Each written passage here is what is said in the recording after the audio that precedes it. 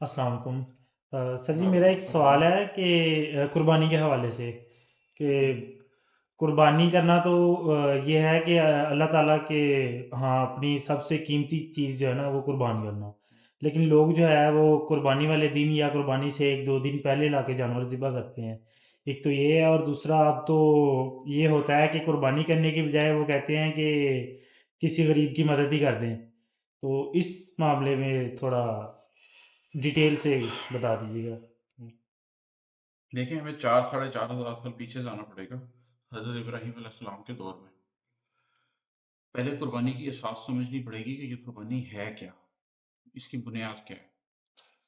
اللہ تعالیٰ نے دنیا میں جہاں پر بھی انسانی سویلائزیشن تھوڑی سی بھی ڈیولپ ہوئی اور کوئی معاشرہ بنا، سوسائٹی بنی، تو اللہ تعالیٰ نے اس میں انبیاء بھیجے۔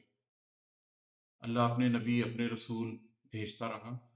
یہ سلسلہ حضرت ابراہیم علیہ السلام تک جاری رہا۔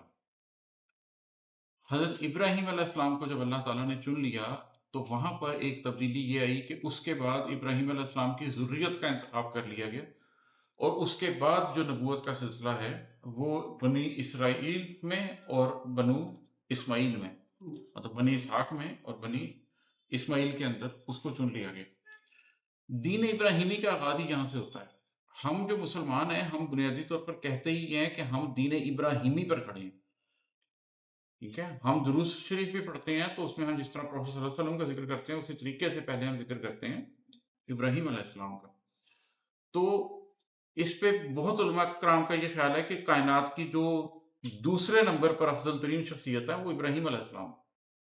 پروفیسر صلی اللہ علیہ وسلم کے بعد ویسے ہم انبیاء میں فرق نہیں کرتے، لیکن جو ان کی ایک عظمت ہے جد الانبیاء ہونے کی حیثیت سے، وہ بہت واضح ہے۔ انہوں نے جس دین کی بنیاد رکھی، پروفیسر صلی اللہ علیہ وسلم نے اس کی کمپلیشن کی ہے۔ مطلب پروفیسر صلی اللہ علیہ وسلم اسلام کے پہلے نبی نہیں ہیں، پروفیسر صلی اللہ علیہ وسلم اسلام کے آخری نبی ہیں۔